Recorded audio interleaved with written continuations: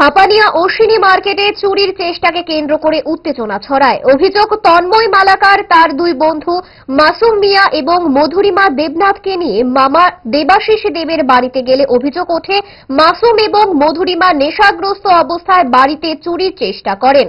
ঘটনাটি টের পেয়ে দেবাশিস দেব এবং স্থানীয়রা দুজনকে আটক করে মারধর এবং চুল কেটে অপমান করেন। পরবর্তীতে মধুরিমা দেবনাথ আমতলী থানায় মামলা দায়ের করেন। অভিযোগের ভিত্তিতে পুলিশ দেবাশিস দেবকে আটক করেছে এবং তাকে আদালতে পাঠানোর প্রস্তুতি চলছে। অন্যান্য অভিযুক্তদেরও গ্রেফতারের প্রক্রিয়া চলছে বলে জানান আমতলী থানার ওসি পরিতোষ দাস।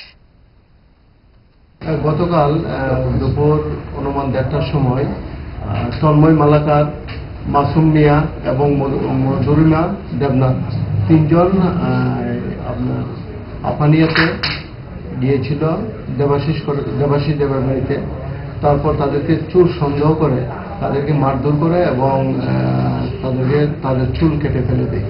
পরবর্তী সময় এই বিষয়ে মধুরিমা দেবনাথ আমাদের কাছে একটা রিটেন কমপ্লেন করে এবং এই কমপ্লেনের বেসিসে আমরা একটা কেস রেজিস্টার করি এবং এই কেসে আমরা যে বাড়ির মালিক দেবাশিস দেখে আমরা অ্যারেস্ট করি এবং আজকে তাকে পুলিশ রিমান্ডে আদালতে আমরা প্রেরণ করবো। তার সঙ্গে কে কে ছিল এগুলির বিষয়গুলি জানার জন্য।